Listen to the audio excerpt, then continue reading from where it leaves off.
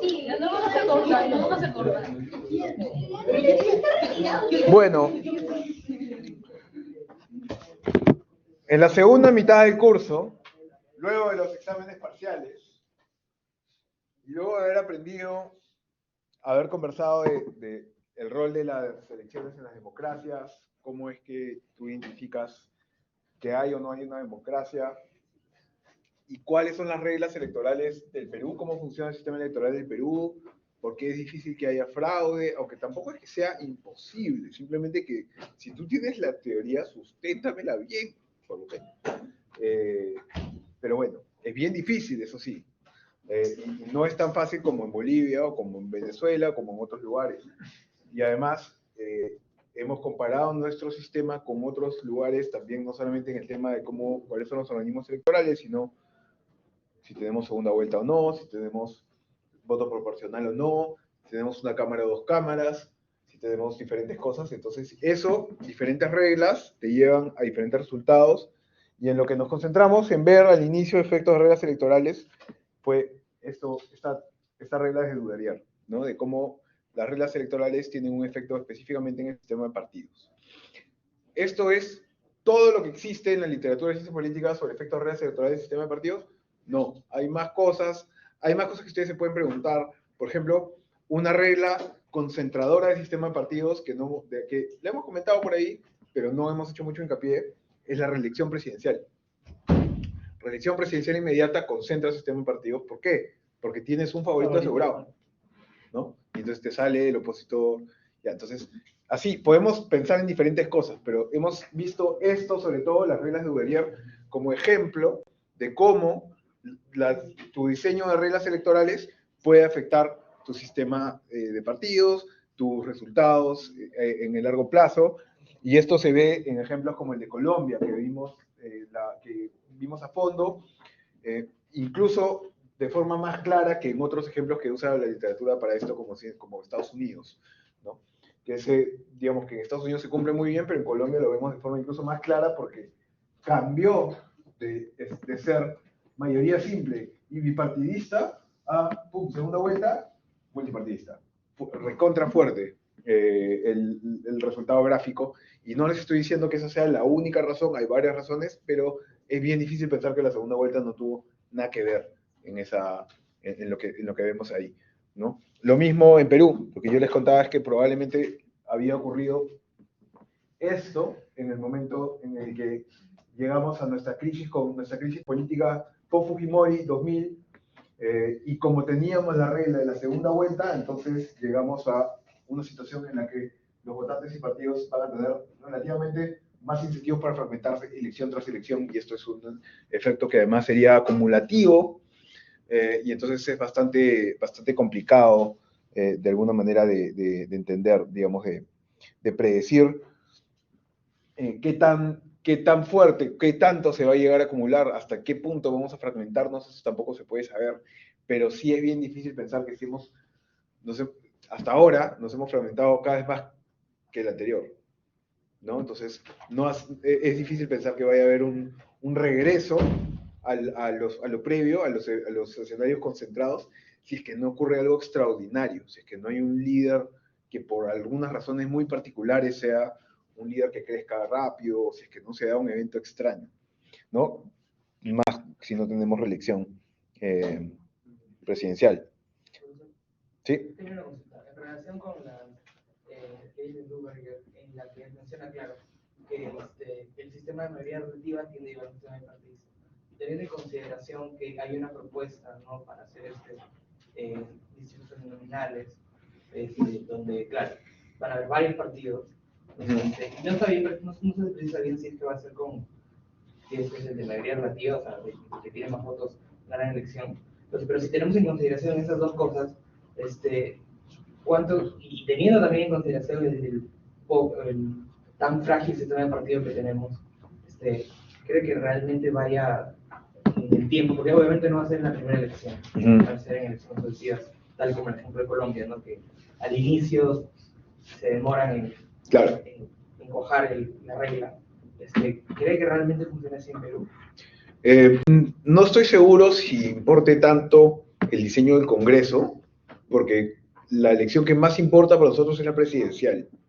Entonces, eso es lo que más va a influir. Pero el diseño del Congreso también influye, creo que secundariamente, pero también influye.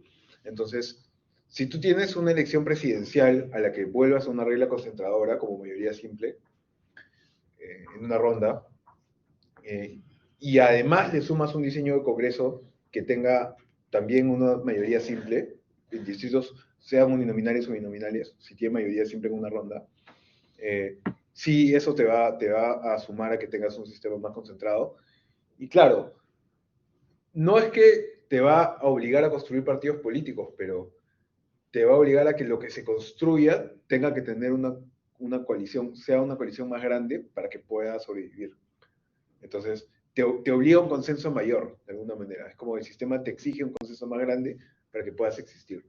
Entonces, eso, claro, te puede salir eh, como que te puede salir el tiro por la culata pensando en que ya, de repente nada logra armarse, ¿no? Pero de alguna manera que, bueno, eso es lo que hay que medir, ese es el tipo de cosas, justamente el tipo de conversaciones que hay que tener, ¿no? Pero bueno, vamos a hablar igual de la bicameralidad un poco más en la próxima clase porque va a ser el tema de la... Porque creo que unánimemente era más o menos lo que más interesaba. Así que vamos a comentar eso con un poco más de detalle por ahí que el miércoles, como el tema extra. Pero bueno, vimos este tema de la irracionalidad, ¿no? Que ya los grupos no se comportan pues transitivamente y esto es un problema que vimos hacia el final de esta unidad de efectos de las reglas electorales.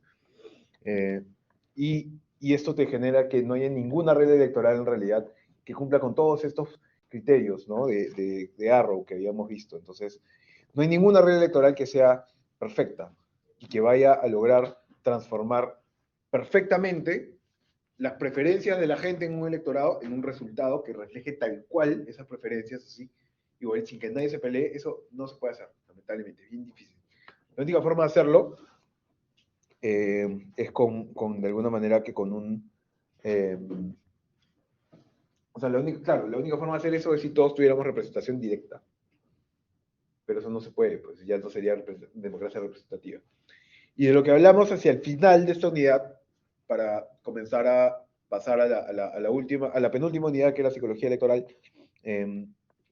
fue este enfoque académico, ¿no? De public choice, que de alguna manera es una forma de mirar, de analizar la política sin romance, de entender que los políticos y burócratas no siempre actúan guiados por el bien común, que esto puede parecer algo muy obvio, pero por más obvio que parezca, es una premisa que está detrás del análisis convencional de la política, que ustedes probablemente en algún otro curso le van a enseñar que si hay una falla de Estado, ahí es donde tiene que intervenir, que si hay una falla de mercado, ahí es donde tiene que intervenir el Estado, ¿no? Porque tiene que haber intervención estatal, ¿por qué? Porque a veces hay fallas de mercado. Y efectivamente a veces hay fallas de mercado, pero lo que mucha gente no se pone a pensar es que a veces también hay fallas de Estado, o fallas de gobierno. Entonces a veces el Estado entra y empeora las cosas, ¿no? Yo vivo cerca de un parque que han puesto a ver, yo vivo en un parque que, o sea, cerca de un parque que si tú caminas, hay varios momentos en que hay pistas que lo cruzan, ¿ya? Y han puesto unos semáforos para esos momentos en que tú caminando por el parque tienes que cruzar un pedazo de la pista.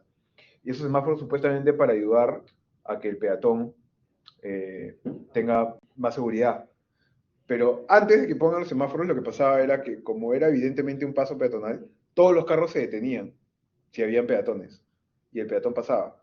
Pero ahora el semáforo siempre está rojo para los peatones, salvo que aprietes un botón. Con lo cual ahora si eres peatón siempre te tienes que detener. Entonces la situación ha empeorado para los peatones. Ha mejorado para los carros, pero ha empeorado para los peatones que es la gente a la que la municipalidad debería cuidar. Entonces ha entrado el Estado supuestamente a arreglarte un problema que no existía y lo ha empeorado. Ya entonces hay veces que eso pasa y eso también ocurre y esa mirada de sacarnos los lentes color rosa, como le dice Buchanan, para entender esto, nos permite entender de forma más fría cómo funciona el mercado político y todas estas cosas. Y con esa mirada más fría, entendiendo además a los colectivos como sumas de individuos, ¿no? El individualismo metodológico es una cosa muy importante de esta mirada. Es una manera de entender mejor cómo funcionan los grupos, los colectivos y las democracias como un problema de acción colectiva, como un problema de que es un grupo muy grande, ¿no? Y entonces, así llegamos a esta unidad de psicología electoral y hablar justamente de los problemas de acción colectiva, la ignorancia racional y la irracionalidad racional, que se entienden bien todos esos conceptos, ¿no? Si alguien tiene alguna duda de alguno de esos conceptos, este es el momento de preguntar. Pero bueno, vimos además que nuestro cerebro reacciona entonces, y esto ya lo habíamos empezado a conectar porque es la razón que explica por qué las redes electorales tienen esos efectos, pero ya individualmente nuestro cerebro también, para ver otras cosas, para ver por qué la gente vota como vota, por qué la gente se comporta como se comporta en elecciones, lo que importa es entender nuestra parte inconsciente, nuestra parte no racional. Y esa parte es la que dicta nuestra conducta, ¿no? Y entonces esa parte es la que nos dice que tiene sentido que a veces no seamos racionales, que solamente vamos a ser racionales una parte del tiempo, la que tenga sentido para nosotros. Solamente vamos a informarnos cuando eso tenga sentido para nosotros, ¿no? ¿Por qué te vas a enterar de lo que habló Magali y no de la elección? Porque lo que habló Magali te sirve para comentar con tus amigos, que ahí hay una utilidad práctica. En cambio, de la elección no te sirve porque tu voto igual se va a diluir, entonces no va a ser tu culpa si se fregó el país, ¿no? Entonces tú sientes eso.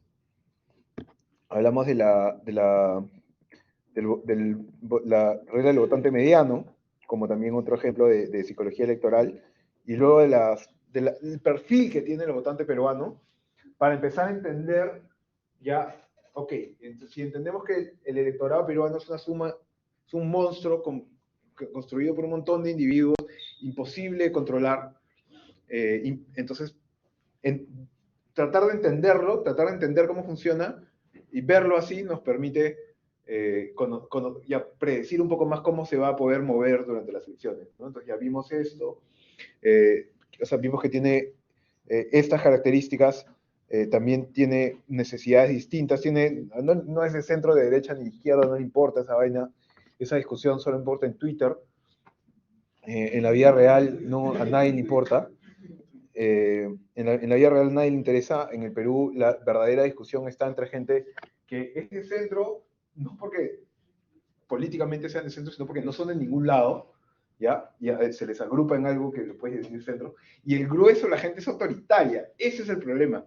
Esa es la división más importante en el Perú. No es izquierda contra derecha, no, mira, los progresistas contra los liberales pues son un enano peleándose con el otro, ¿no? Entonces, los autoritarios son acá el grupo que de verdad es o sea, la gente que quiere mano dura, que viene y que no importa si es Pedro Castillo o López Aliaga, pero que venga alguien y él, personalismo, nada de poder separado, personalismo, que esa persona venga y nos resuelva esos problemas, que aplique, ¿no? Porque claro, porque eso ya seguro que nos ha funcionado bien en el pasado. Y entonces, como toda la gente tiene visiones muy diferentes de qué es lo que está pasando, tienen necesidades diferentes, hay gente que la pasa mucho peor que otras, entonces claramente eso explica por qué la gente vota como vota también, en principio, ¿no? Y al final lo que vimos fue ya un poco más de detalles del análisis de las campañas electorales, cómo esto implica, o sea, primero comenzamos a hablar de las encuestas, cómo todas las encuestas tienes que tienes que primero saber si es que una encuesta es confiable, mirando cosas como si tiene ficha técnica, si es transparente sobre su financiamiento, si sus tendencias van similares con otras encuestas, o si es como dice que pone a un pata así enormemente más grande que a los demás, ¿no? ¿Se acuerdan el ejemplo ese de Alan García? Si es una empresa que tiene vigencia en el tiempo, o si tiene certificados internacionales, esas cosas te dan indicios de que es una encuesta, digamos, que le puedes hacer caso. Si te llega un meme que dice que no tiene una sola foto y no tiene ningún indicio de nada, no tiene ficha técnica, y dice tal persona tanto por ciento, esa vaina no le crees, pues, ¿no? Y entonces es bien importante medir esto y a qué cosa prestarle atención, a cosas como, bueno, es confiar en la encuesta, pero luego hay que preguntarnos cuáles han sido las tendencias históricas, cuáles son los favoritos que hay, porque eso te va a definir si es que tu campaña ya arrancó o si nunca arranca, a ver si en algún momento arranca, como la del 2021 que nunca arrancó, o otras campañas que arrancan al inicio con un favorito, y eso es lo que genera la dinámica de la elección posterior. Son tipos de campañas diferentes. Tienes que ver si hay indicadores de resiliencia, como gente que está creciendo, gente que es favorita porque ha tenido mucho tiempo en el cargo o ha crecido como efecto Van Baal, son efecto arrastre, son cosas diferentes, no son resultados diferentes que te pueden decir si un candidato se va a quedar mucho tiempo en ese puesto o no, si es predecible que caiga. Y además hay que mirar esos números sobre seguridad del voto, ¿no? O sea, qué tanta gente definitivamente votaría por una persona o no. Hay que alinear también cuáles son los temas más importantes del país para ver qué cosa es lo que puede estar buscando la gente. Y mirando eso de las encuestas, luego también tenemos que ver la influencia que tienen los medios y conversamos de cómo los medios te pueden poner la agenda. Lo que importa en política, hablamos la vez pasada, es la realidad que la gente percibe. No es la realidad, sino lo que la gente cree. Porque eso es lo que determina su voto, lo que tú percibes. Y lo que tú percibes es una mezcla de tu percepción individual, de tu experiencia individual con la realidad, que es bien poquita, es como que lo que tú has visto conversando con tus amigos, y lo que ves de los medios, lo que recibes de los medios. Esa mezcla es tu percepción de la realidad. Y eso, bueno, depende entonces mucho del poder de los medios, y los medios tienen una influencia relevante que se puede notar, puede incluso ponerte presidentes como a Bush en Estados Unidos. Además, las redes sociales también son una herramienta bien importante para revisar las elecciones. Vimos que, por ejemplo, a Castillo podría habérsele detectado si tú le prestabas más atención a Facebook. Parece que no hubo suficiente gente haciendo esto. Yo no lo hice, por ejemplo, a mí no se me ocurrió. Pero debería haber pues más gente que entienda mejor estas cosas. Hay muy poca gente que dijo la semana previa que Castillo podría haber ganado, y en realidad ya estaba ahí en la elección, ya estaba ahí, digamos, no desde la encuesta publicable, sino desde la encuesta que salió en la semana que ya estaba prohibido, la primera encuesta no publicable de Ipsos. Ahí ya quedaba claro que Castillo de todas maneras iba a ir a segunda vuelta. Y bueno, obviamente al final terminamos hablando de la clase pasada del crimen organizado y de la influencia que esto tiene, porque obviamente tiene un efecto similar a que no hubiese democracia, básicamente, ¿no? Porque hay lugares del país que están totalmente capturados. Entonces, con todo eso, la idea es que ustedes ya hayan cubierto esto de acá. Idealmente, si ustedes leen algunos de estos puntos y dicen, no, la verdad yo no tengo eso, no la capto al final del curso, entonces traten de estudiar eso, porque probablemente por ahí es donde pueden flaquear en el examen final. Todas estas cosas yo les diría que cómo lo deberían aplicar. Acá hay algunas ideas, ¿no? Tienen que analizar las características del contexto de una elección, entender y revisar las normas electorales que rigen cada proceso, saber dónde van a estar, analizar cuáles son las reglas de juego electorales y constitucionales que pueden influir en la elección, sea reelección, no reelección, hay segunda vuelta, no hay segunda vuelta, esas cosas. Analizar otras características del contexto, cuáles son los clivajes históricos que han definido elecciones previas, si es que hay crisis política o económica, el rol de los medios, cómo puede impactar todo eso en la psicología de los votantes. Y además, yo esperaría que luego de ver todo esto puedan tener una mejor lectura de las narrativas y las teorías que surgen en cada elección, que la mayoría son muy malas. La mayoría de análisis son recontra flojos, de gente que entiende, de gente que culpa las razones por las que algo pasa en una elección a grupos indeterminados que antropoformizan. Entonces dicen, esto es culpa de los rojos, o es culpa de los caviares, o es culpa de los fachos o de la DBA, y te dibujan un escenario simplísimo. No, es que esto es bien fácil de entender, lo que pasa es, ya, quien te diga que es bien fácil de entender, no entiende. Entonces, es una regla que yo les aconsejo aplicar, porque, digamos, de verdad que yo creo que es bastante, se cumple la mayor parte del tiempo. Sobre el examen final, van a hacer 3 preguntas. Sí, 3 preguntas. Por ahí que no estoy seguro si... Mira, máximo van a responder 3. Por ahí que les hago 4 y ustedes eligen. O también hay una posibilidad menor de que solo tengan que responder 2, pero sería un poco más largo la respuesta. Entonces, probablemente sean 3, y obviamente va a haber un poco más de concentración en la segunda mitad del curso. Entonces, concéntrense más en psicología electoral y eso, pero la premisa es que ustedes ya entienden cómo funciona el sistema electoral peruano, por ejemplo. Entonces, les podemos preguntar algo sobre el sistema electoral peruano, y no es que les voy a preguntar cómo funciona tal cosa el sistema electoral peruano, sino que ya voy a dar por hecho que ustedes saben cómo funciona para que apliquen más bien la parte de psicología electoral o eso, o eso.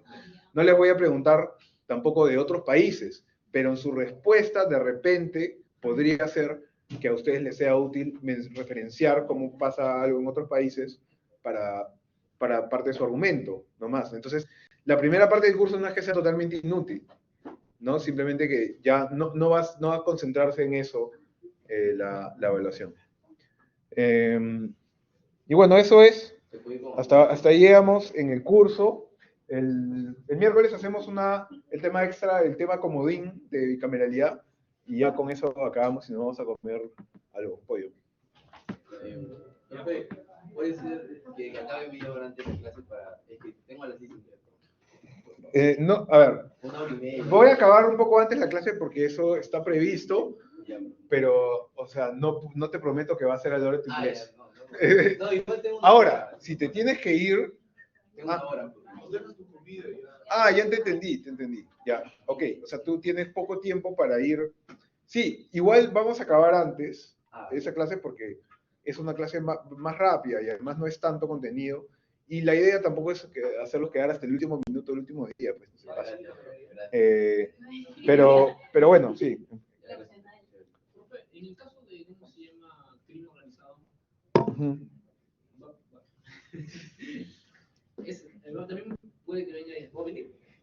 Sí, puede venir algo como, o sea, el tipo de influencia que tendría, algo, o sea, o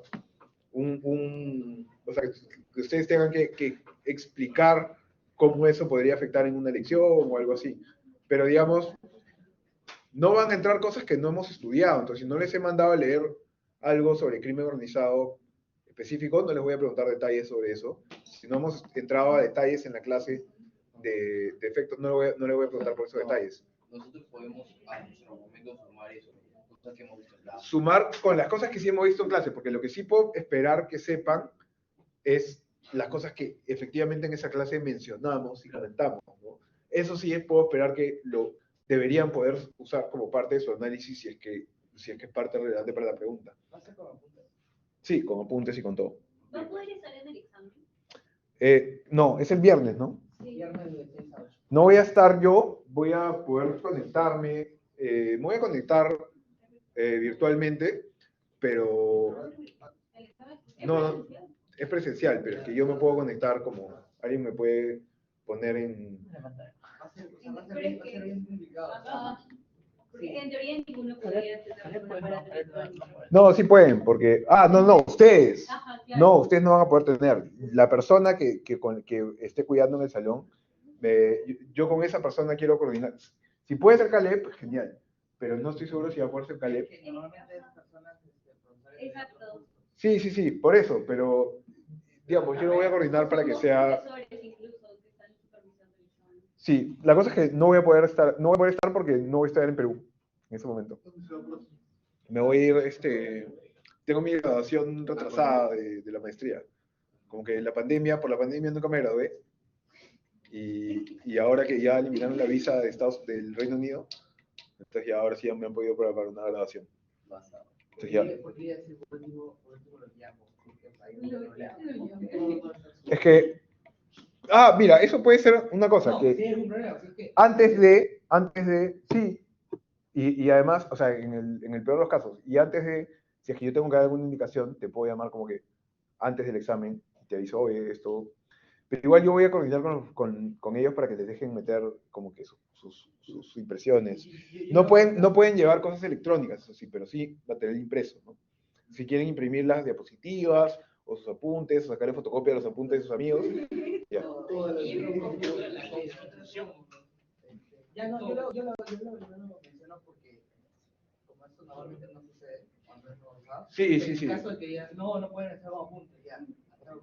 Sí, sí, sí. Es más, también ten como que a la mano el teléfono de Omar, porque voy a hablar con Omar para que él sepa también cualquier cosa. Ya voy a decirlo. Ya, eso es, son libres si alguien se tiene que ir. Profe, que la risa cuente como participación. La participación cierra hoy, mañana. No, en la última clase con Caleb. No sé cuándo. El sábado. Profe, que el miércoles sea